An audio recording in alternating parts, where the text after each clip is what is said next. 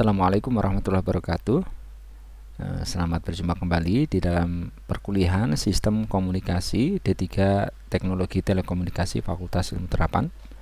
Pada kesempatan kali ini saya ingin menyampaikan materi tentang channel coding, salah satu komponen atau salah satu bagian dalam sistem komunikasi yang fungsinya sangat penting, yaitu untuk memperbaiki sebagai error control untuk mengetahui atau error detection dan error correction, ya, untuk mengetahui di mana lokasi apakah terjadi kesalahan bit dan kemudian mencari letak kesalahan dan memperbaikinya. Jenis channel coding yang akan kita bahas pada kesempatan ini adalah linear block code.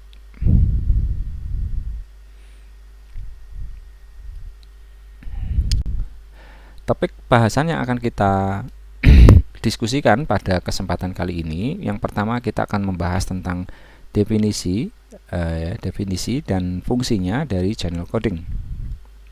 Kemudian yang kedua nanti kita akan membahas tentang teknik error control, ya, teknik error control secara keseluruhan, ya. Nanti baru kita akan mengerucut ke forward error correction, ya, atau kita sebut dengan channel coding. Ini kata lainnya dari channel coding, forward error correction. Nah, kita akan bahas tipe-tipenya, ya, walaupun nanti kita mengerucut hanya beberapa yang kita bahas, ya. Salah satunya adalah linear block code, ya. Nah, kemudian bagian keempat kita akan membahas mengenai secara umum block code, ya, block code karena block code ini ada beberapa jenisnya. Nah, tapi sebagai dasarnya kita perlu tahu konsep dari block code-nya.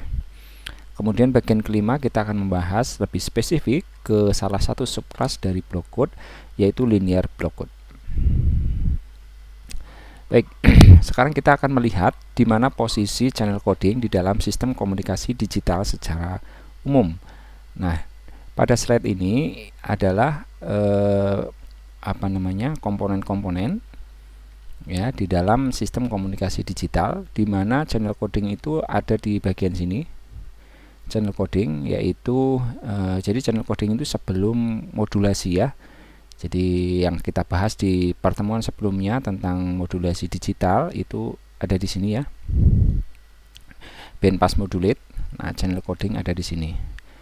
Dan pengkodean sebelumnya yang kita bahas adalah source encoding, itu di sini, ya. Jadi ada proses source encoding, kemudian ada proses enkripsi. Nah, proses pengkodean untuk enkripsi ini kita tidak bahas, ya, di dalam perkuliahan sistem komunikasi kita. Mungkin akan dibahas di sistem komunikasi lanjut, ya. Nah, kemudian di sisi penerima, di receiver itu channel codingnya itu decodingnya, yaitu ada channel decoding. Nah, channel decoding di sini untuk mengekstrak kembali informasi yang sudah dikodekan tadi, ya, di sini. Nah, jadi perbedaan yang mendasar antara channel coding dan source coding.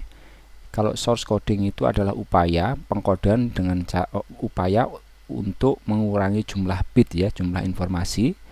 Jadi untuk mengurangi volume informasi, bit-bitnya, ya, intinya berarti adalah proses ini, ya, proses pengurangan, ya, pengurangan bit, atau kita sebutnya apa, kompresi, ya, proses kompresi di sini, ya, mengurangi data. Nah, ini memang ada proses yang berkebalikan, ya. Kalau ini adalah mengurangi data, channel coding ini sebaliknya, yaitu menambahkan bit-bit tambahan, kita sebutnya dengan bit parity atau bit redundance, ya. Nah, tapi tidak asal dengan menambahkan saja, tapi ada fungsinya. Fungsinya adalah untuk error control, di sini, ya. Jadi kalau source coding itu dikurangi datanya, ya. Kenapa? Biar volume datanya lebih kecil, biar yang dikirim nggak terlalu besar. Tapi di sisi lain di sini akan ditambah lagi, ya, tambah bit-bit parity, tetapi fungsinya adalah untuk error control, gitu, ya. Nah, kalau dilihat di sini di blok sistem komunikasi digital, ya, ini merupakan opsional, ya, sebenarnya opsional. Jadi bisa ditambah bisa enggak, tetapi ini sangat penting perannya ya untuk channel encoding ini. Channel encoding ini, dan hampir di sistem komunikasi modern ya itu selalu ada ya channel encoding ini. Oke, baik, kita akan mendefinisikan apa itu channel coding dan fungsinya seperti apa gitu ya. Jadi channel coding ini adalah suatu upaya yang dilakukan untuk mengubah sinyal. Nah, biasanya mengubahnya dalam bentuk waveform transformation atau structure sequences transformation ya. Nah, jadi kalau structure sequences transformation kita punya bit-bit gitu ya. Misalkan bit 0 1 0 1 1 gitu ya. Nah, ini sequence structure sequence ya. Jadi ada informasi data stream, data bit stream ya. Nah, ini ketika dia masuk ke dalam channel coding, nanti outputnya itu akan dirubah strukturnya. 1011 mungkin nanti akan diselipkan bit tambahan ya, bisa di depan, bisa di belakang atau di tengah ya, yang kita sebut dengan bit parity, misalkan menjadi 101100. Nah, ada tambahan bit di sini. Nah, ini adalah structure sequences transformation ya. Nah, fungsinya apa dengan menambahkan seperti ini ya? Tentunya ini penambahannya tidak asal ya, ada pola tertentu ya. Ada pola tertentu. Kenapa perlu pola tertentu? Karena nanti di sisi penerima kita harus decode kembali. Harus kita ubah lagi atau kita bongkar lagi untuk mendapatkan ini lagi gitu. Jadi harus mengetahui polanya. Gitu ya. Jadi fungsinya untuk apa? Fungsinya itu adalah untuk ini ya, untuk meningkatkan kinerja dari komunikasi ya. Nah, kinerja ini biasanya diukurnya dari BER ya, BER, bit error rate. Kalau digital tuh melihatnya dari kinerja dari BER ya, bit error rate. Jadi diharapkan errornya ya turun gitu ya, errornya turun ya, karena kita ketahui bahwa ketika informasi itu dikirim melalui kanal komunikasi yang banyak gangguannya ini ya. Jadi gangguan dalam sistem komunikasi ketika dia melalui suatu kanal komunikasi itu banyak. Beberapanya adalah ini, ada noise, interferensi, dan fading. Nah, dengan adanya noise, interferensi, dan fading ini membuat bit-bit yang kita kirimkan ini ya dalam sistem komunikasi digital ini nanti dideteksi akan ada kesalahan, sehingga nanti BER-nya akan meningkat gitu ya. Nah, untuk memperbaiki BER ini ya kita harus berupaya untuk memperbaikinya, mengetahui di mana kesalahannya dan memperbaikinya. Nah, ini adalah fungsi dari channel coding tadi. Channel coding ya. Jadi channel coding ini adalah salah satu teknik error control ya, error control. Nah, jadi error control ini teknik yang terdiri dari error detection ya, error detection dan error correction. Error detection artinya adalah mencari mendeteksi ada kesalahan bit. Kalau error correction itu berarti mencari posisi kesalahan dan memperbaikinya. Nah, ini adalah teknik error control gitu ya. Caranya bagaimana? Caranya adalah dengan menambahkan bit-bit tambahan yang kita sebut bit parity atau bit redundancy ya. Nah, fungsinya untuk tadi ya, error detection dan error correction tadi. Itu ya. Nah, dengan menggunakan channel coding ini itu diharapkan kinerja komunikasinya akan meningkat, BER-nya akan turun ya. BER-nya akan turun, tetapi harga yang harus dibayar adalah penggunaan bandwidth yang lebih lebar. Penggunaan bandwidth yang lebih lebar. Kenapa? Karena kan tadi kita harus menambah bit-bit parity tadi ya. Jadi kalau kita pengen menambah kita tambahkan bit-bit parity. Kalau misalkan kita pengen mengirimkan informasi dengan apa namanya, rate yang sama ya, tetap ya, rate yang konstan ya, maka kita harus menambahkan bitnya gitu ya. Jadi misalkan ini sebelum ada tambahan bit ya, misalkan yang ini tadi, ini dikirim dengan kecepatan misalkan 2 bit per second. Ini misal saja ya, 2 bit per second 2 bit per second, 1 2 gitu ya, 2 bit. Sekarang ini ditambah lagi, ada redundansinya 2, berarti ada 6 nih sekarang. Berarti kalau begitu agar tetap kita bisa mengirimkan 2 bit per second ya, maka totalnya kita harus menambah kecepatannya menjadi 3 bit per second gitu ya. Biar apa? Biar seluruh informasinya dikirimkan dalam 1 second sama-sama 1 second gitu ya. Ini kan harus menambahkan bit tambahan tadi begitu. Nah, artinya ini kalau bitrate-nya itu kita tambah, artinya kita butuh bandwidth yang lebih besar gitu ya. Bandwidth-nya harus lebih besar begitu ya. Nah, atau kalau kita bicaranya adalah kapasitas ya, ya tentunya artinya ini kapasitasnya akan turun gitu ya. Jadi kalau kita misalkan nggak mau menambahkan kecepatan, tidak menambahkan bandwidth ya, artinya kecepatannya tetap tadi 2 bit per second, ini tetap 2 bit per second ya, tentunya ini informasinya kan yang dikirim lebih sedikit gitu ya, lebih sedikit dibanding yang ini ya. Ini artinya kapasitasnya menurun gitu. Itu adalah yang harus dibayar ketika kita menggunakan channel coding ya. Tapi kelebihannya tadi kita bisa mengoreksi error gitu ya, performansinya lebih baik. Oke. Nah, ini ilustrasi lebih jelasnya ya, pengaruh dari penggunaan channel coding.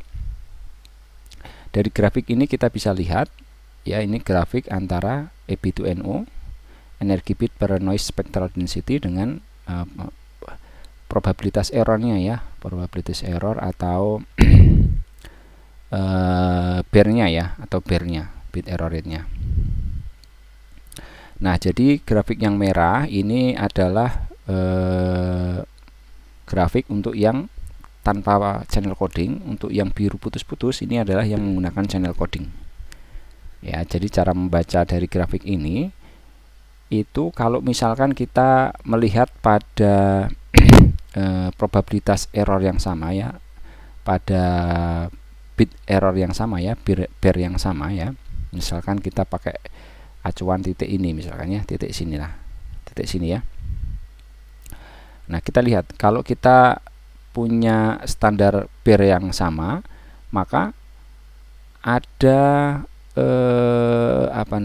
pengurangan ini ya, ada perbedaan. Kalau kita tanpa menggunakan channel coding, kita butuhnya segini EB2NO nya. Tapi kalau kita menggunakan channel coding, kebutuhan EB2NO nya itu segini. Ini kan berhubungan dengan power nanti ya. Power artinya dengan menggunakan channel coding itu kita bisa menghemat power sebesar ini. Nah, ini yang kita sebut dengan channel coding, coding gain ya. Coding gain itu adalah EB2NO dari uncoded ya, ini uncoded dikurangi dengan EB2NO dari yang menggunakan channel coding atau coded sini. Artinya ada penurunan daya. Nah, bisa juga ya tadi efeknya menggunakan channel coding kalau misalkan kita punya power yang konstan ya. Jadi powernya kita tentukan konstan, misalkan powernya sekian, EB2NO nya sekian, EB2NO nya. Nah, kita lihat antara yang coded, uncoded dengan yang coded ya. Kalau uncoded itu bear-nya sekian, errornya sekian. Nah, ternyata dengan menggunakan channel coding errornya turun sampai di sini. Ini misalkan A, ini B itu ya. Jadi turun sampai ke B. Artinya dengan menggunakan channel coding ini probabilitas errornya akan turun gitu ya. Bit errornya akan turun. Nah, kesalahan bitnya akan turun gitu ya. Nah, itu adalah efek dari penggunaan channel coding. Jadi kalau kita lihat ya performansi perbandingan kinerja dengan bandwidth gitu ya. Jadi dengan menggunakan channel coding itu bear-nya ya, kinerjanya menggunakan bear tadi ya, bear-nya itu akan turun ya, bit errornya akan turun, tapi bandwidth yang dibutuhkan akan meningkat gitu ya. Nah, jadi bear-nya turun, bandwidth-nya yang dibutuhkan lebih besar gitu ya. Ini untuk power yang konstan. Nah, kalau yang kedua, kalau power versus bandwidth, artinya kalau bear-nya kita tentukan ya, bear yang harus dicapai misalkan ya, harus itu ditentukan, maka dengan menggunakan channel coding itu kebutuhan powernya akan turun gitu ya. Tapi kita butuh bandwidth yang lebih besar.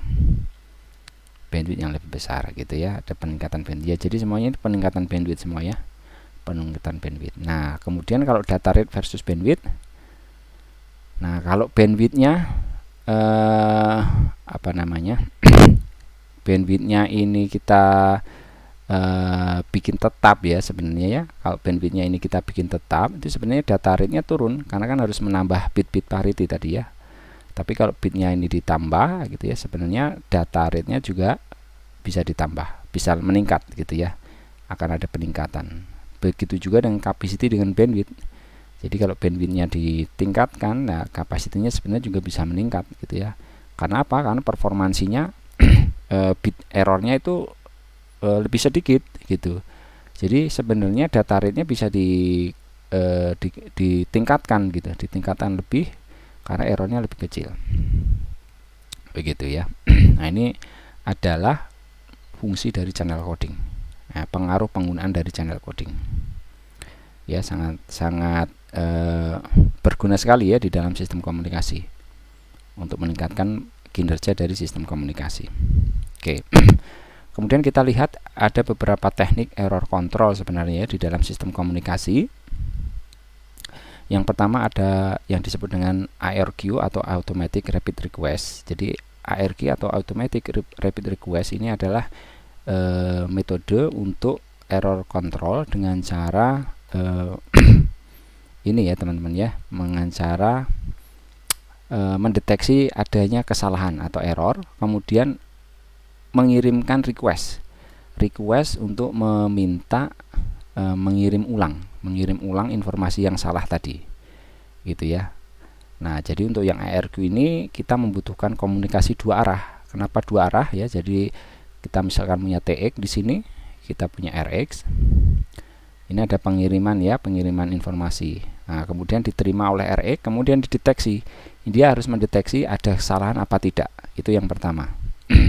Nah kalau ada kesalahan dideteksi di RX, maka dia butuh arah balik untuk memberitahu ke transmitter agar dia mengirim ulang. Nah, makanya dia butuh komunikasi dua arah gitu ya. Nah kedua, dia juga membutuhkan kemampuan untuk error detection tadi ya. Jadi dia butuh error detection di sisi penerima, kemudian meminta request, kemudian dia meminta requestnya berarti butuh dua arah ya, arah transmit, ada arah receive ke transmit sini. Kemudian ketika diterima requestnya, maka TX ini akan mengirim ulang paket yang salah tadi ya, atau informasi yang salah. Ini adalah Automatic Rapid Request. Nah kemudian teknik error control yang kedua itu disebut dengan channel coding tadi ya, atau kita sebut dengan forward error correction ya, forward error correction.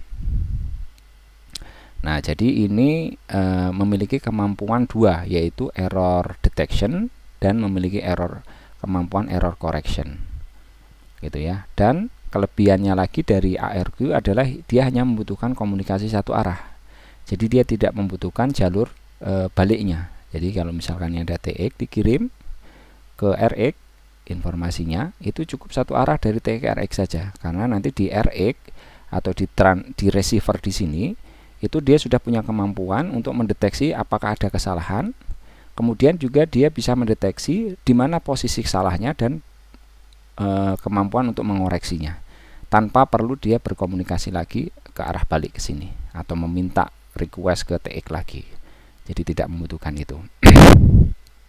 Ya. Nah, jadi nanti dia akan memperbaiki sendiri. Ini adalah forward error correction atau FEC. Nah, karena FEC ini sebenarnya kemampuannya terbatas, jadi tidak semua kesalahan bit itu bisa dikoreksi. Jadi kemampuan error koreksinya itu sangat terbatas, sehingga ada metode yang lebih baik, yaitu menggabungkan keduanya gitu. Ya, namanya disebut dengan hybrid ARQ. Ini adalah gabungan antara ARQ dengan forward error correction. Ya. Jadi ini penggabungan dari dua teknik, ARQ dengan FEC. Dengan prinsipnya ada dua pendekatan. Yang pertama, pendekatannya adalah ARQ dan FEC-nya itu sama-sama ya digunakan. Jadi dikirim semuanya ya, pengkodean untuk ARQ dan FEC itu dikirim dari TX ke RX, tetapi gitu ya. Nanti di sisi penerima, kalau misalkan nanti terdeteksi ada error, maka yang akan bekerja dulu adalah FEC-nya. FEC-nya akan bekerja mendeteksi ada kesalahan, kemudian mendeteksi posisi kesalahan dan mencoba untuk memperbaikinya. Nanti jika error correction-nya tidak maksimal atau tidak mampu mengoreksi, maka langkah selanjutnya yang akan dilakukan adalah menggunakan ARQ-nya. Jadi dia akan menggunakan ARQ untuk merequest balik ke TX untuk mengirim ulang paket yang salah tadi yang tidak bisa dikoreksi dengan FEC. Itu pendekatan yang pertama. Nah, pendekatan yang kedua adalah pada saat awal komunikasi itu yang digunakan cukup ARQ-nya saja. Nah, ARQ-nya saja. Nanti ketika di receiver deteksi ada error, maka ARQ-nya akan merequest ke TX ya. Jadi ada butuh dua jalur ya, merequest ke TX untuk mengaktifkan FEC-nya. FEC-nya nanti akan dikirim untuk melakukan error correction gitu ya. Ini dua pendekatannya. Hybrid ARQ. Nah, hybrid ARQ ini yang digunakan ya di dalam sistem komunikasi modern sekarang ya. Jadi memang dikombinasikan antara ARQ dengan FEC. Oke, kita masuk ke tipe-tipe forward error correction karena ini yang kita bahas ya, channel coding atau ini channel coding ya. Channel coding. Jadi ada dua klasifikasi besar ya di dalam forward error correction atau channel coding. Yang pertama adalah block code dan ada convolutional code. Block code ini yang membedakan antara block code dengan convolutional code adalah kalau block code ini memprosesnya itu per blok ya, per blok. Jadi nanti bit stream informasi atau message itu akan dipecah-pecah ya, dipecah-pecah menjadi beberapa beberapa bit gitu ya.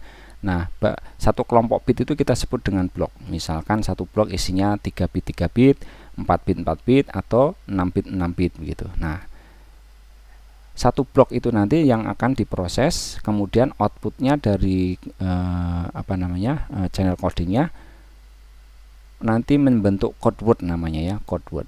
Nah, jadi code word itu adalah blok-blok informasi tadi yang sudah ditambahkan bit-bit parity.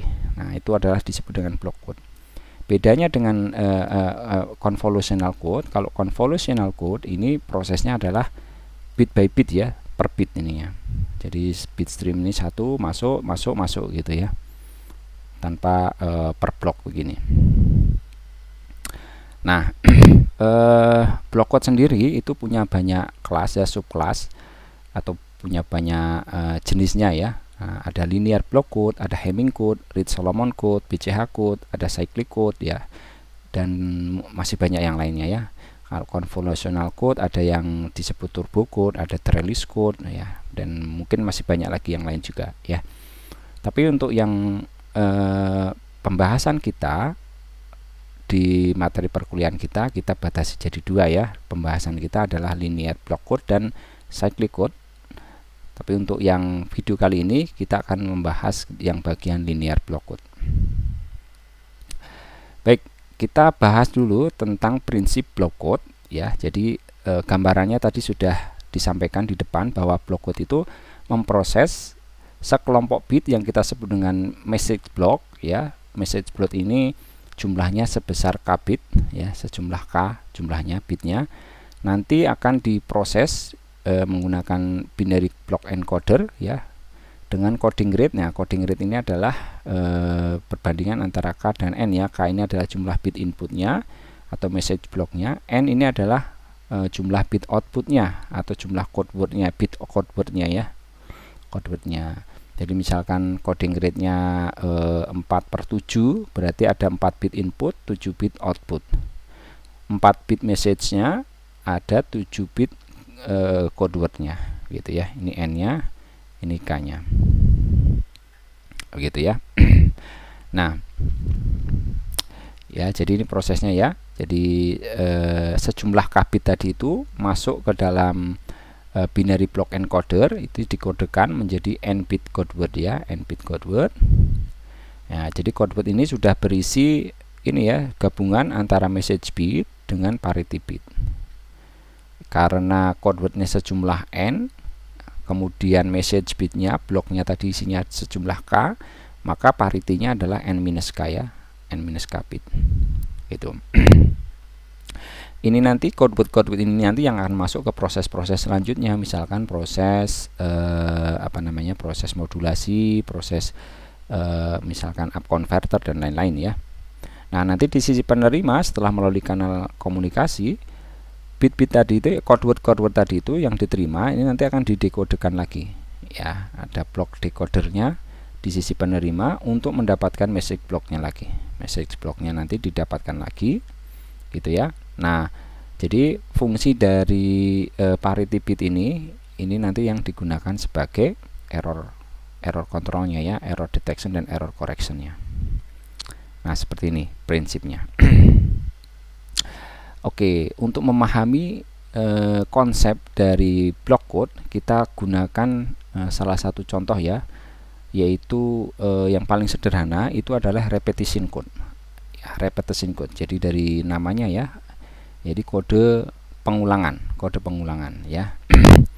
Jadi misalkan ini saya punya block code ya dengan read sepertiga, ini artinya block message-nya ada satu ya, setiap satu bit itu kita sebut bloknya.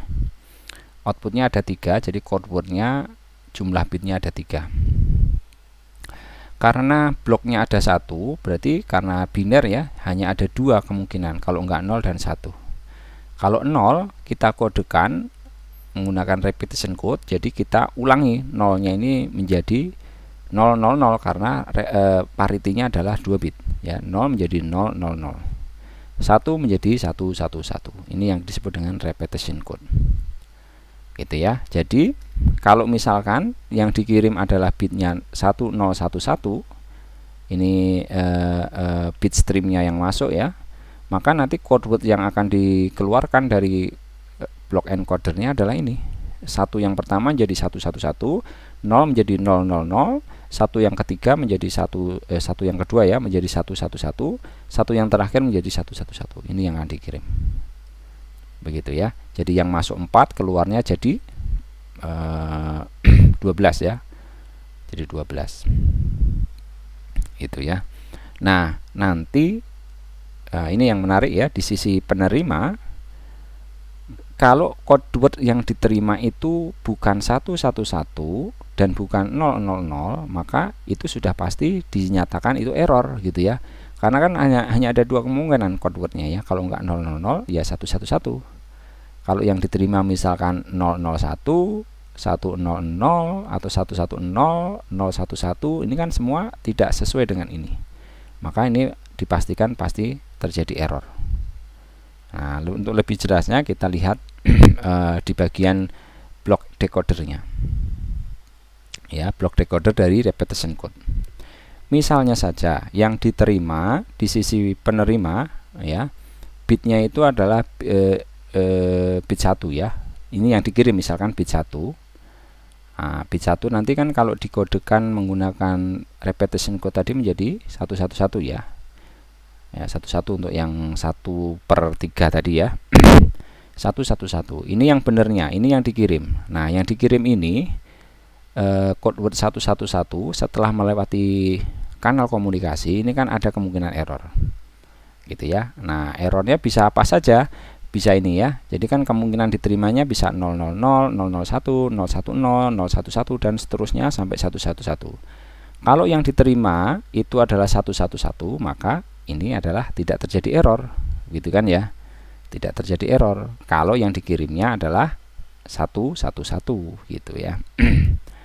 Nah, tapi kalau yang diterimanya adalah bukan 111, maka itu terjadi error. Misalkan 110, maka ini terjadi 1 bit error. 101 terjadi 1 bit error. Kalau dari 111 menjadi 000, maka terjadi 3 bit error. Gitu ya. Nah, sekarang kita lihat bagaimana proses decodernya. Nah, proses decoding dari repetition code itu menggunakan prinsip majority decision. Majority decision itu adalah menjumlahkan mana yang paling besar, paling banyak antara bit 0 dan bit 1-nya. Kalau paling banyak bit 0, maka kita anggap semua bitnya adalah 0. Kalau paling banyak adalah 1, bit 1, maka semua bit yang kita terima kita anggap 1 semuanya. Gitu ya, itu namanya majority decision. Misalkan tadi yang keterima, misalkan kita yang bawah ini 1 1 1, maka ini majority decision-nya karena bit 1-nya ada 3, ya sudah otomatis ya, ini semua bitnya adalah 1 1 1 1 gitu ya. 1 1 1 ini kalau kita decoding ya, decode lagi ya, kita keluarkan berapa bitnya adalah bit 1, maka ini tidak terjadi error. Tidak terjadi error gitu ya. Nah, sekarang kalau yang diterima adalah 110, di sisi penerima ini menggunakan majority decision karena bit 1-nya ada 2 ya. Bit 0-nya ada 1, maka majority decision-nya adalah bit 1. Maka decodingnya akan menyatakan bahwa ini semua adalah bit 1. Jadi menjadi bit 1 1 1. Hasilnya decode-nya adalah bit 1. Gitu ya.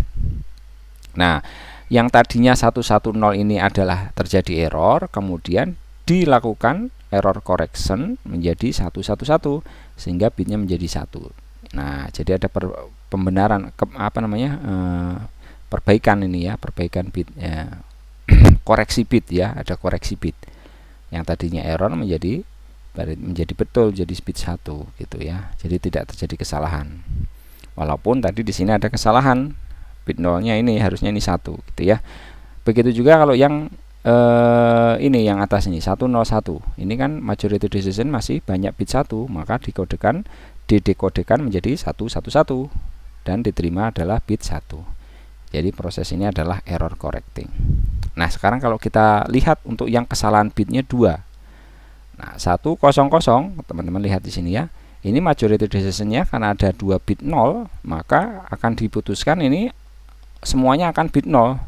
Jadi terimanya adalah 000 ya, karena majority decision gitu ya. Kalau 000 ini hasil decodingnya adalah bit 0. Maka ini terjadi kesalahan deteksi. Kalau 2 bit ternyata tidak bisa mengoreksi. Jadi proses deteksinya salah. Apalagi 3 bit. Kalau 3 bit 000 ya majority decision ya 000 pasti gitu ya. Maka hasil decode-nya adalah 0. Ini juga terjadi deteksi salah. Gitu ya. Artinya repetition code tadi yang 1/3 tadi itu hanya bisa melakukan error koreksinya hanya kesalahan 1 bit saja. Kalau sudah 2 bit, 3 bit itu sudah nggak bisa koreksi. Gitu ya. Tidak bisa error koreksi lebih dari 1 bit. Nah, ini contoh sederhana repetition code ya. Jadi per blok ya ininya ya, prosesnya. Yaitu blok ditambahkan repetisi 2 bit gitu ya tadi ya. Nah, itu disebut dengan block code. Mungkin ada tambahan lagi yang disebut dengan block code, ada yang disebut dengan rectangular code. Ini juga sederhana, rectangular code. Nah, prosesnya ini adalah dengan mengubah serial bitnya ya, ini serial bit ini menjadi matrik-matrik persegi. Ya, matrik-matrik persegi. Kita langsung ke contoh saja ya. Misalkan saya punya binary block encoder dengan coding rate 916. Artinya ada 9 bit input, nanti outputnya menjadi 16 bit code word ya. Nah, jadi ada 9 deretan bit itu kemudian kita bentuk menjadi matrik persegi. Kemudian kita lakukan penjumlahan modulo 2 ya. Penjumlahan modulo 2 itu aturannya seperti ini ya. Nah, jadi kalau 0 ditambah 0 0, 0 ditambah 1 1, 1 ditambah 0 1, 1 ditambah 1 0 ya. Ini kayak SOR lah ya. Kalau gerbang logika itu SOR ya, sama begitu ya. Nah, jadi yang kita lakukan adalah menambahkan bit parity dengan cara menjumlahkan bit-bit dalam satu baris dan bit-bit dalam satu kolom gitu ya. Jadi misalkan ini ya, tadi sudah dibentuk menjadi matrik 3x3 ya. Nah, kemudian kita jumlahkan modulo 2 setiap baris dan setiap kolom. 1 1 1. Nah, jadi karena ini ya tadi ya aturannya ya. Jadi misalkan 1 ditambah 1 ditambah 1 ditambah 1, maka hasilnya ini kan ada berapa 1? 1 2 3 4. Nah, ada bit satunya genap ya. Nah, kalau jumlah bit satunya ini genap, maka hasilnya adalah 0. Ya, 1 tambah 1 0, 1 tambah 1 0. Berarti 0 tambah 0 0 gitu ya.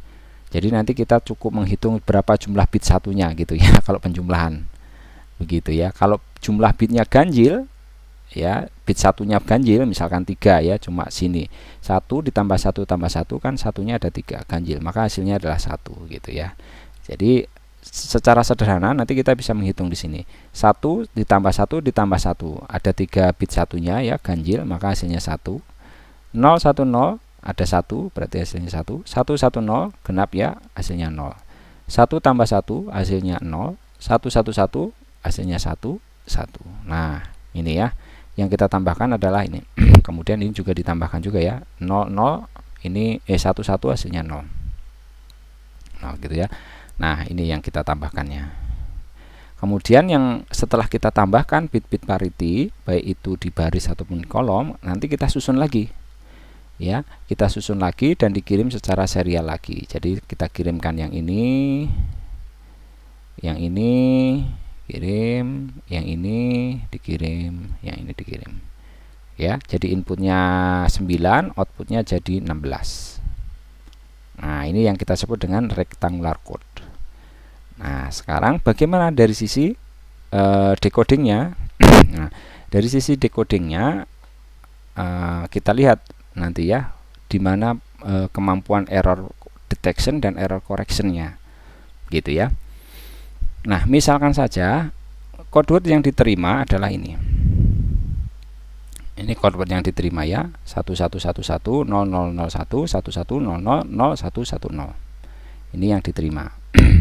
Nah, ketika dia diterima, langkah yang dilakukan adalah membentuk lagi bit stream ini tadi itu menjadi metrik lagi ya, metrik persegi lagi.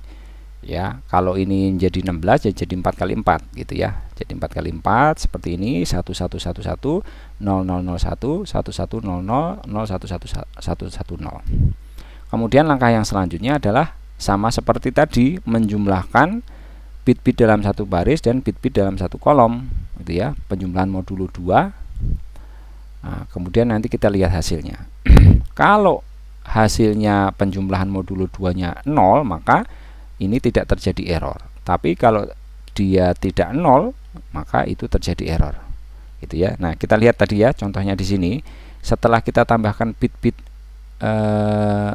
parity-nya, kalau kita jumlahkan, ini kan bit satunya ada 4, hasilnya 0.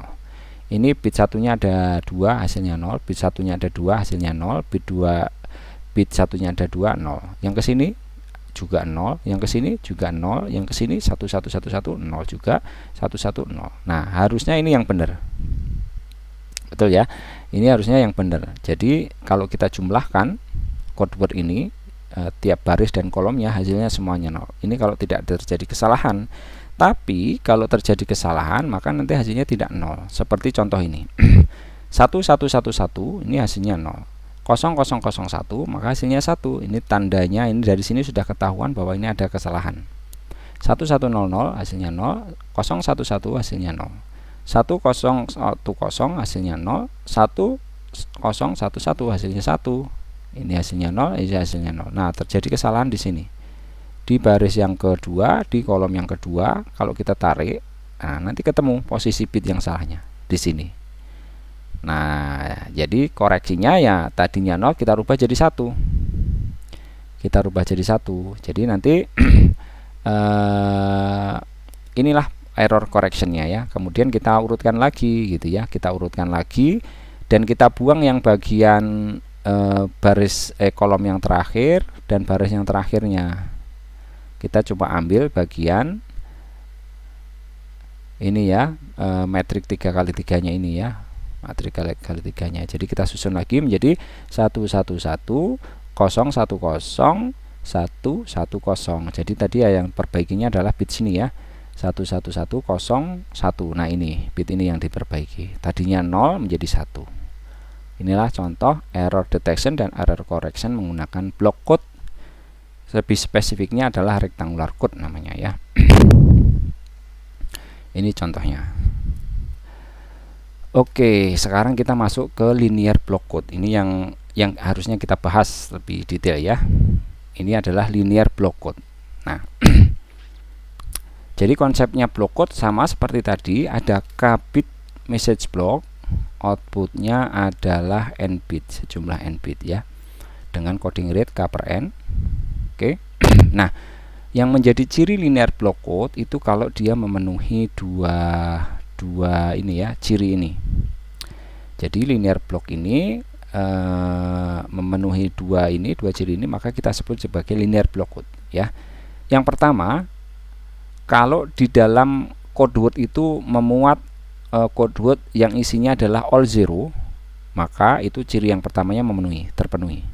Jadi di dalam linear block code itu salah satu code wordnya itu pasti memuat all zero, 000 ya. Jadi misalkan ini tadi block code, misalkan block code tadi 4,7 ya, 4,7 berarti nanti ada 7 bit, ada 7 kombinasi 7 ya, ada kombinasi 7 bit, misalkan 00 01 00 1 2 3 4 5 001 gitu ya. Ini code wordnya, berarti code wordnya ada 7 bit. Nah, berarti nanti salah satu code wordnya itu harus 0 semua, ada 0-nya 7. Nah, ini ya, jadi 00 ini adalah code word yang valid gitu ya. Kalau misalkan nanti 3,6 ya, linear block 3,6 berarti nanti code wordnya ada yang 000 gitu, salah satunya gitu ya. Nah, ciri yang kedua adalah penjumlahan modulo 2 setiap komponen code word dengan komponen code word yang lain akan menghasilkan code word lainnya gitu ya. Jadi misalkan ini code word yang pertama, ini code word yang kedua, kalau kita jumlahkan modulo 2 maka dia akan membentuk code word. Nah, code word ini merupakan salah satu code word dari linear block code tadi. Kalau dua-duanya memenuhi, maka kita sebut sebagai linear block code. Langsung kita lihat contohnya ya. Nah, saya punya block code ya, ini masih belum tahu apakah dia linear block code atau hanya block code saja gitu ya. Nah, kita lihat input bitnya 2, output bitnya 4, berarti ini adalah block code berapa teman-teman? 2,4 ya, 2,4, 2 input 4 output ya, atau dibalik juga ya, 4,2 ya, 4 out. Pokoknya yang banyak ini outputnya lah gitu ya, outputnya, inputnya ada 2 gitu ya. Nah, kita lihat berarti yang output ini adalah code word ya, ini code wordnya. Kita lihat dari kombinasi bit-bit dari code wordnya, ada nggak all zero? Ada, ini all zero, ini berarti ciri yang pertama masuk. Ciri yang kedua, kalau code word 1 dan code word 2 lainnya kita jumlahkan modulo 2, maka akan menghasilkan code word juga. Kita misalkan ini code word 0, code word 1, code word 2, code word 3. Misalkan kita jumlahkan code word 1 ditambahkan dengan code word 2. Misalnya nih code word 1 dengan 2, hasilnya berapa? 0 dengan 1 1, 1 dengan 0 1, 0 dengan 1 1, 1 dengan 0 1. Ini code word penjumlahan antara code word 1 dengan code word 2. Hasilnya adalah code word 3 ini. Nah, coba kita contoh yang lain. Code word 2 ditambahkan dengan code word 3. Nah, ini dengan ini ya. 1 dengan 1 0, 0 dengan 1 1, 1 dengan 1 0, 0 dengan 1 1, 0 1 0 1. Ini adalah code word pertama. Gitu ya. Nah, artinya kalau ini memenuhi, berarti ciri yang kedua juga memenuhi ini ya. Penjumlahan antara code word dengan code word yang lainnya akan menghasilkan code word yang lainnya juga. Maka dua cirinya memenuhi, maka block code ini kita sebut linear block code. Linear block code.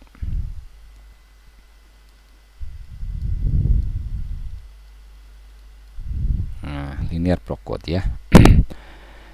Nah, kemudian sekarang bagaimana kita bisa membentuk code word? Membentuk code word. Gimana kita membuat code word gitu ya. Nah, biasanya untuk membuat code word itu kita lakukan dengan operasi metrik ya. Jadi code word itu didapatkan dari perkalian metrik M dengan metrik G. Di mana metrik M ini adalah metrik dari message-nya atau informasi. G ini kita sebut dengan metrik generator. Metrik generator. Gitu ya. Kalau U tadi itu code word ya, code word dengan panjangnya berarti kolom ya, jumlah kolomnya adalah sejumlah n, karena kan jumlah dari code word, jumlah bit dalam code word kan sejumlah n ya, jadi ini U-nya sampai UN gitu ya. Kemudian M itu kan message-nya atau informasinya, tadi inputnya kan message ini ya, sejumlah K bit, berarti nanti metrik M-nya ini juga kolomnya sebanyak K gitu ya. Nah, agar ini bisa dikalikan ya antara metrik M dengan G, maka metrik generatornya harus memiliki ukuran jumlah barisnya adalah K, jumlah kolomnya adalah N. Ya, jadi metrik K, N generator metriknya gitu ya. Oke, sekarang kita lihat contohnya. Saya punya linear block code ya, kita sudah fokus ke linear block code. 6,3, outputnya 6 ya, inputnya 3 gitu ya. Kemudian message-nya yang dikirim adalah 101.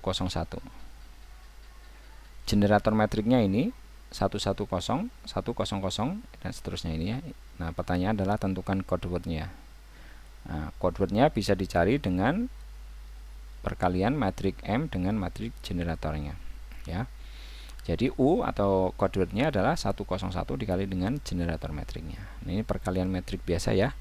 Jadi teman-teman sudah belajar ya di matematika. Ini dikali ini, ditambah ini dikali ini, ditambah ini kali ini.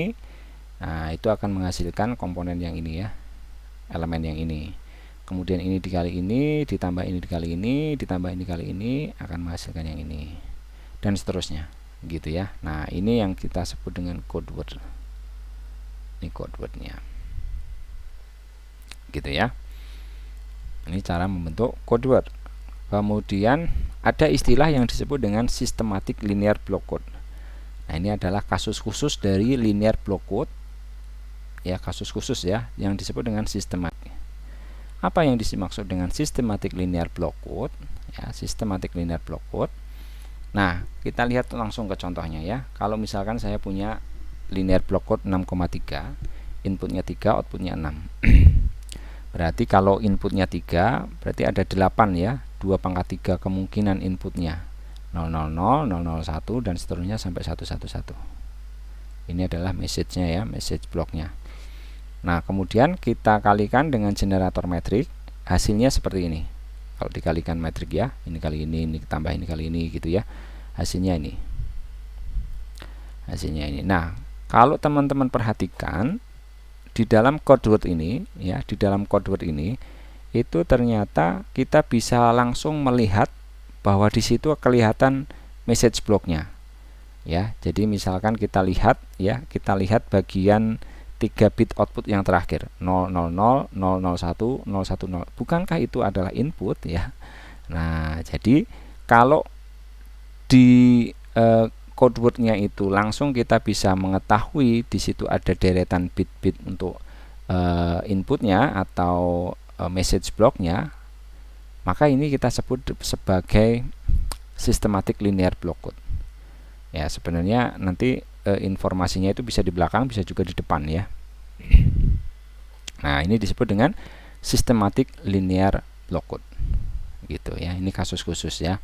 Tapi bisa juga linear block code itu enggak sistematis seperti ini ya. Jadi informasi bisa juga nanti tersimpan di tengah-tengah gitu ya, diacak parity bitnya, diacak bisa di pinggir, di tengah begitu ya. Tapi kalau sudah memisah seperti ini ya, bagian belakang kita sebut message part, bagian depannya ini kita sebut dengan redundancy check partnya, redundant checking partnya, terpisah ya. Nah, ini kita sebut systematic linear block code. Nah, kalau teman-teman perhatikan lebih detail lagi, untuk membentuk systematic linear block code itu sebenarnya sangat ditentukan dari generator metriknya. Nah, kalau teman-teman perhatikan, generator metrik yang membentuk systematic linear block code ini itu ternyata dia juga bentuknya khusus ya. Jadi di sini metriknya kita bisa pecah. Yang ini kita sebut dengan identitas metrik ya. Identitas metrik itu adalah metrik yang bagian diagonal utamanya ini bernilai 1 dan lainnya 0 ya. 0, 0. Nah, sisanya ini kita sebut dengan parity metrik. Parity metrik gitu ya. Nah, kalau generator matriknya membentuk parity metrik dan metrik identitas, maka nanti akan menghasilkan systematic linear block code.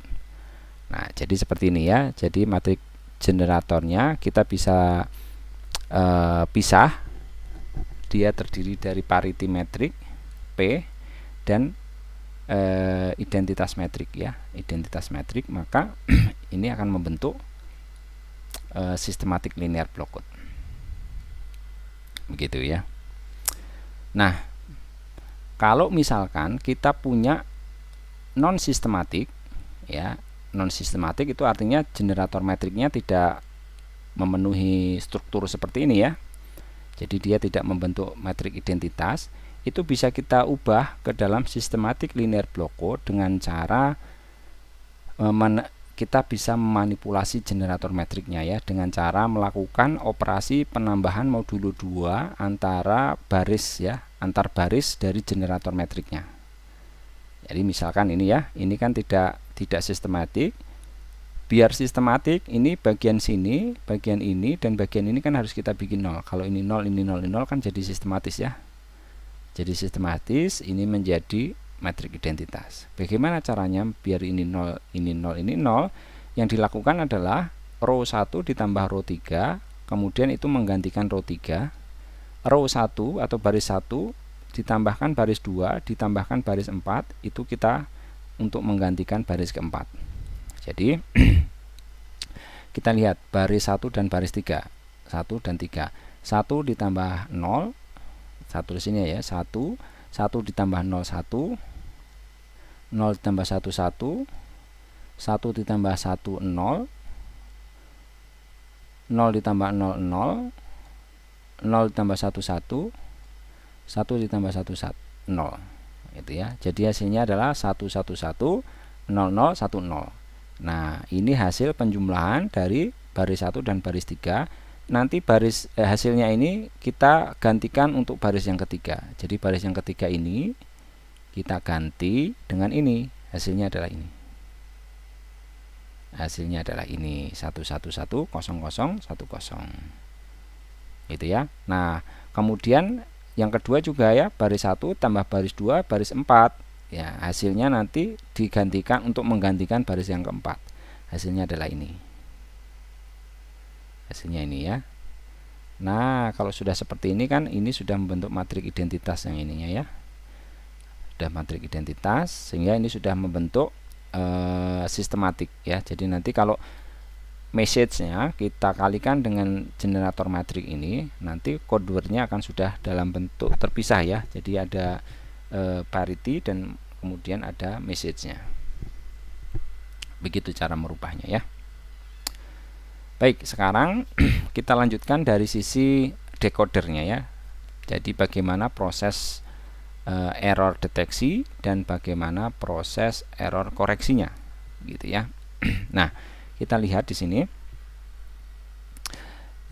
di dalam blok sistem komunikasi channel coding di sini ya, ini ada message-nya yang masuk channel codingnya, kemudian outputnya adalah bentuk code word. Code word ini nanti akan dimodulasi, kemudian ditransmisikan melalui kanal komunikasi, kemudian akan diterima. Nah, code word yang diterima tadi kita sebut R. Ini code word yang diterima di receiver ya. Nah, kemudian nanti akan masuk ke channel decoding atau decoder. Nah, outputnya nanti adalah replika dari message-nya. Ya, disebut replika atau M-topi karena ya ini nanti bisa jadi sama, bisa jadi beda ya. Nah, tergantung dari proses deteksinya benar apa enggak gitu ya, M-topi di sini. Nah, proses error deteksinya itu dilakukan dengan menggunakan persamaan ini ya. S sama dengan R dikali H transpose, ini masih operasi metrik ya. R dikali H transpose, apakah dia sama dengan 0 ataukah tidak sama dengan 0. Kalau S atau R dikali dengan H transpose sama dengan 0, maka R tadi ya, atau code word yang diterima tadi itu termasuk code wordnya yang betul, yang valid. Maka ini tidak terjadi error. Tapi kalau S atau R dikali dengan H transpose-nya itu tidak sama dengan 0, maka kita bisa pastikan R-nya tadi, code word yang diterima itu bukan code word yang valid. Nah, artinya itu terjadi error. Gitu ya. Nah, jadi error deteksinya dari situ. Ya, dari situ. Nah, pertanyaannya adalah apa itu S dan apa itu H? Ini yang belum kita ketahui gitu ya. Kalau R kita tahu tadi ya, R itu adalah code word yang diterima. Nah, S itu kita sebut dengan sindrom. H ini kita sebut dengan parity check matrix. Parity check matrix. Nah, pertanyaannya dari mana kita dapatkan parity check matrix? Nah, kita jelaskan di sini. Parity check matrix itu bisa didapatkan dari generator metrik. Ya, jadi generator metrik tadi yang sistematis, ya kita bicara yang sistematis ya. Yang sistematis. Nah, kalau kita punya systematic linear block code, maka generator metriknya juga bentuknya atau strukturnya seperti ini, bisa terpisah antara parity metriknya dan matrik identitas. Nah, kalau kita bisa pisah seperti ini, maka kita bisa menentukan parity check metrik hanya itu dengan cara menyusun lagi matriknya menjadi matrik identitas ditambahkan dengan parity metrik yang ditranspose. Gitu ya. Nah, kita lihat langsung saja contohnya di sini. Saya punya metrik generatornya G 110 dan seterusnya. Ini sudah dalam bentuk sistematik. Terlihat di sini ya, metrik identitasnya diagonal di sini 1. Kita mau mencari parity check matriknya atau H-nya. Langkah pertama, kita harus tentukan parity metriknya yang mana. Ini adalah parity metriknya. Kemudian kita transpose dari parity metriknya. Transpose itu adalah kolom kita susun menjadi baris, baris kita susun menjadi kolom gitu ya. Nah, ini biar mudah kita pakai yang panjangnya, karena yang panjangnya jumlah bitnya yang banyak adalah satu kolom ya, satu kolom, maka kita urutkan kolom menjadi baris. 1011 kita rubah dalam baris 1011. 1110 kita rubah dalam baris 1110. 0111 menjadi 0111 dalam satu baris. Ya. Nah, kemudian tinggal di depannya kita tambahkan metrik identitas ya. Karena di sini jumlah barisnya ada 3. Nah, karena matrik identitas itu harus sama ya, baris dan kolomnya, maka kita tambahkan matrik identitas 3 kali 3 ya. Jadi 100 010 010. Ini matrik identitasnya. Nah, kalau kita gabung ini menjadi parity check matrix. Nah, mudah ya cara merubah, cara mendapatkan metrik H dari generator metrik. Oke, sekarang tadi kita sudah dapatkan apa namanya parity check matrix H ya. Nah, yang belum kita dapatkan kan sindrom ya, sindromnya. Gimana cara mendapatkan sindrom? Sindrom ini adalah R dikali dengan H transpose. R-nya kita punya, code word yang diterima, hanya kita dapatkan dari generator metrik tadi yang kita transpose. Nah, nanti sindromnya kita bisa cari. Nah, sindrom inilah yang kita gunakan untuk menentukan apakah terjadi kesalahan atau tidak, dan kemudian kalau terjadi kesalahan, di bit mana yang terjadi kesalahan. Nah, dari sindrom tadi itu kita bisa tentukan ya. Kita langsung lihat contohnya. Misalnya, saya kirimkan bit 01011110. Ini ada berapa nih? Code wordnya ada 7 code word ya, 7 code word. Ya, 7 code word. Kemudian code word yang diterima itu adalah 1101110. Berarti ada kesalahan nih ya. Ini kan nggak sama, berarti ada salah. Kalau kita lihat salahnya sebenarnya ada di bit 1 ini ya. Nah, bagaimana sindrom tadi ya, linear block quote ini bisa mengetahui yang salah itu adalah di bit yang pertama ini. Nah, kita lihat prosesnya. Tadi kita punya generator metrik, ini generator metriknya 110, 1000 dan seterusnya ini ya. Ini sudah dalam bentuk sistematik. Ini adalah diagonal 1 ya, ini adalah identitasnya, ini yang disebut dengan parity metriknya. Parity metriknya saya kotakin lah ya, ini parity metriknya. Kemudian dari G ini kita akan membuat metrik H atau parity check matrik dengan cara tadi ya, kita susun dulu yang bagian parity metrik dari generatornya, kita transpose ya, jadi dirubah menjadi P transpose, baris menjadi kolom, kolom menjadi baris ya. Karena ini yang banyak bitnya adalah dalam satu kolom, maka kolom saya jadikan baris. Kolom 1, 1011 saya rubah dalam baris 1011, 1110, 1110, 0111, 0111. Jumlah barisnya 3, maka saya butuh identitas matrik 3 kali 3. Ini adalah matrik identitasnya. Ini kita dapatkan hanya ya parity check matriknya. Kemudian parity check matrik ini kita transpose ya, kita cari H transpose-nya. Nah, karena ini bit yang panjangnya adalah dalam satu baris, maka nanti saya rubah baris menjadi kolom. 10010111 saya susun menjadi ini 10011011 0101110 0101110 dan seterusnya ya. Nah, ini menjadi H transpose gitu ya. Nah, kalau H transpose-nya sudah didapat, tinggal kita cari sindrom. Sindrom tadi adalah code word yang diterima atau R dikalikan dengan H transpose ya. Code word yang diterima adalah ini 11011110 dikalikan dengan H transpose. Ya, jadi ini dikalikan dengan ini ya. Jadi cara ngalinya seperti biasa, 1 dikali 1 ditambah 1 dikali 0 ditambah 0 dikali 0 ditambah 1 dikali 1 dan seterusnya ya. Hasilnya adalah ini. Ini sindromnya. Nah, sindrom ini itu tidak sama dengan 0. Kalau tidak sama dengan 0, maka di situ diputuskan bahwa itu terjadi error. Nah, ini adalah error deteksinya. Karena sindromnya tidak sama dengan 0, gitu ya. Jadi terjadi error. Nah, di mana error koreksinya? Error koreksinya itu dengan cara melihat sindromnya ini. Kemudian kita lihat di bagian H transpose, matrik H transpose, kita cari posisi dari sindromnya. Nah, kita lihat di sini dari H transpose ini posisi sindromnya itu ada di baris yang pertama. Ini baris yang pertama, baris kedua, 3, 4, 5, 6, 7 gitu ya.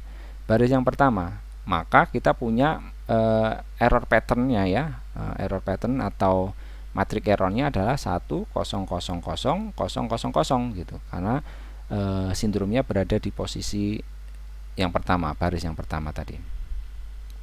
Nah, untuk mendapatkan error koreksinya atau mendapatkan code word yang sudah dikoreksi, kita jumlahkan modulo 2 antara error patternnya dengan code word yang diterima. Jadi E ditambahkan dengan R. Kalau ini kita tambahkan 1 ditambah 1 hasilnya 0, 0 tambah 1 1 dan seterusnya hasilnya ini. Ini adalah code word yang sudah dikoreksi. Nah, teman-teman lihat bandingkan dengan code word yang dikirim. Ini kan sudah benar. Nah, disinilah error koreksinya. Yang tadi diterima salah menjadi benar, gitu ya. Gambarannya seperti itu ya. Ini linear block code di sisi encoder dan di sisi decoder. Oke, satu lagi yang akan kita bahas adalah kemampuan error detection dan error correction dari linear block code. Nah, jadi yang dimaksud dengan kemampuan error detection dan error correction itu adalah menentukan seberapa banyak kesalahan bit yang bisa dideteksi dan seberapa banyak kesalahan bit yang bisa dikoreksi, gitu ya. Apakah dia bisa mendeteksi kesalahan 1 bit, 2 bit, atau 3 bit, atau 4 bit? Apakah dia bisa mengoreksi kesalahan bit 1 bit, 2 bit, 3 bit, atau 4 bit, dan seterusnya. Nah, untuk mengetahui kemampuan error deteksi, kita gunakan rumus ini. S atau kemampuan error deteksi ini nanti satuannya bit ya, 1 bit 2 bit gitu tadi ya. S itu sama dengan D-min dikurangi 1. Kemudian kemampuan error koreksinya ini T ya, T sama dengan D-min dikurangi 1 dibagi 2. Nah ini pembulatan ya, ini notasi pembulatan ke bawah, jadi misalkan 2,5 maka dibulatkan ke 2, 3,25 dibulatkan ke 3 gitu ya. Nah sekarang pertanyaannya adalah apa ini D-min? Nah D-min ini yang kita sebut dengan minimum Hamming distance. Apa itu minimum Hamming distance? Minimum Hamming distance itu adalah ini. Jadi Hamming distance antar code word itu adalah jumlah elemen yang berbeda dari 2 code word gitu ya, jumlah elemen yang berbeda dari 2 code word. Nah saya contohkan misalkan ya, saya punya code word ini ada 8 code word di sini ya. Code wordnya adalah 000000, ada 6 ya bitnya ya, jumlah bitnya ya, 00000 sampai 000111 gitu ya. Nah misalkan saya pengen mencari Hamming distance antara code word 2 dengan code word 5. Kita lihat code word 2 nya adalah 110001 ini ya. Code word 5 nya itu adalah 101100. Nah kemudian kita lihat code word yang bit yang pertama dari code word yang kedua dan kelima ini 11 sama, berarti ini sama ya. Kita cari yang berbeda. Code word yang bit yang kedua dari code word 2 dan 5 ini 1 dan 0, ini beda. Saya kasih tanda 1. 0 dengan 1 beda. 0 dengan 1 beda. 0 dengan 0 sama, saya tidak kasih tanda. 1 dengan 0 beda. Jadi ada 4 yang beda. Maka Hamming distance antara code word 2 dengan code word 5 adalah 4. Begitu ya. Nah, jadi untuk mendapatkan minimum Hamming distance itu kita harus mencari semua jarak antara code word 1 dengan 2, 1 dengan 3, 1 dengan 4, 1 dengan 5 dan seterusnya. Dan kemudian kita cari mana yang paling kecil, itu yang disebut dengan minimum Hamming distance. Nah cara ini kan berarti butuh banyak yang harus dites gitu ya. Nah ada cara lain yang lebih sederhana, yaitu dengan cara mencari Hamming weight dari code word. Hamming weight itu apa ya? Hamming weight itu adalah jumlah elemen non-zero pada code word U gitu ya. Jadi misalkan ini saya punya code word satunya adalah 000000, jumlah satunya ada berapa? 0, berarti kita punya Hamming weight-nya 0. Misalkan code word yang kedua 110001, berapa jumlah satunya atau non-zero-nya? 1, 2, 3, ada 3. Berarti Hamming weight-nya ada 3 dan seterusnya. Nah, kalau dicari semuanya Hamming weight-nya dari code word 1 sampai code word 8 adalah ini 0, 3, 3, 4, 3, 4, 4, 3. Nah ini digunakan untuk apa? Nah ini juga bisa kita gunakan untuk mencari minimum Hamming distance-nya ya. Jadi minimum Hamming distance itu juga bisa kita dapatkan dari Hamming weight yang terkecil dari code word-nya ya, Hamming weight yang terkecil. Tetapi tentunya yang selain 0, karena kan ada yang 0 ya. 0 ini kita tidak anggap, kita abaikan. Selain 0 ini mana yang lebih kecil? Yang paling kecil ya, kan ini hanya ada 3 dan 4, maka yang paling kecil adalah 3. Maka minimum Hamming distance dari code word ini adalah 3 gitu ya. Nah kalau kita masukkan ke rumus ini, berarti code word ini itu memiliki kemampuan error deteksinya berapa? Berarti kita masukkan ke sini, D-min-nya ada 3 dikurangi 1, berarti ada 2. Berarti kemampuan error deteksinya 2 bit. 2 bit bisa dideteksi gitu ya, dideteksi errornya. Tapi kemampuan error koreksinya ada berapa? Nah kita masukkan D-min-nya 3 dikurangi 1, 1,5 3 dikurangi 1, 2 dibagi 2, 1, berarti 1, hanya 1 bit. Jadi kemampuan error koreksinya hanya 1 bit, Nah seperti itu ya. Ini untuk mencari kemampuan error deteksi dan kemampuan error koreksi dari linear block code. Oke, baik, ini slide yang terakhir ya, silahkan ya. Ini digunakan untuk latihan ya. Jadi ini ada block code 7,4 outputnya 7, inputnya 4 dengan generator metriknya ini ya. Berarti ini ada kombinasi berapa ini? Kalau pertanyaan yang pertama adalah cari semua kombinasi code word, berarti berapa jumlah code wordnya ya. Jumlah code wordnya berarti tergantung dari jumlah kombinasi inputnya ya. Karena 4 maka 2 pangkat 4 16, ada 16 code word nanti ya. Ada 16 code word, ada 16 kombinasi input, ada 16 code word itu ya. Jadi nanti karena 4 ya, 4 itu berarti 0000 0001 0010 0011 0101 0110 gitu ya, 0110 111 1001 0 gitu ya, 1001 dan seterusnya. Ini jumlahnya ada 16 ya. Nah, nanti dikalikan dengan generator metrik. Kita lihat generator metriknya sudah dalam sistematis, jadi nggak perlu kita rubah lagi ya, tinggal dikalikan dengan ini untuk mendapatkan code wordnya. Nah, kemudian kita nanti cari dari code word itu untuk mencari Hamming distance minimum, untuk mencari ini ya, error correcting capability dan error detecting capability-nya. Kemudian dari code word ini dari generator metrik kita bisa mencari matrik parity check matriknya ya, H. Nah, dari sini kita bisa dapatkan. Kemudian kita mencari sindrom ya, sindromnya itu dari sindrom tadi adalah R ya, receive ininya ya,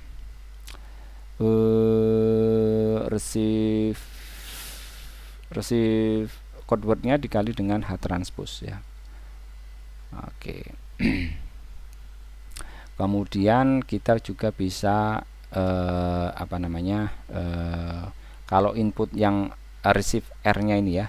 Nih, kalau receive R-nya ini yang diterima adalah ini, maka ini ditanya apakah code word ini valid atau enggak gitu ya. Ini berarti error deteksi ya. Apakah error atau tidak. Nah, setelah itu kalau memang terjadi error, maka tentukan kemungkinan message yang dikirim, jadi error koreksinya gitu ya. Nah, ini proses ini semuanya sudah dijelaskan di slide yang sebelumnya tadi. Oke, baik, demikian yang bisa saya sampaikan untuk kesempatan ini. Terima kasih atas perhatiannya. Mohon maaf ada kekurangannya. Jika ada pertanyaan atau saran atau koreksi, silahkan, saya terbuka. Saya akhiri. Assalamualaikum warahmatullahi wabarakatuh.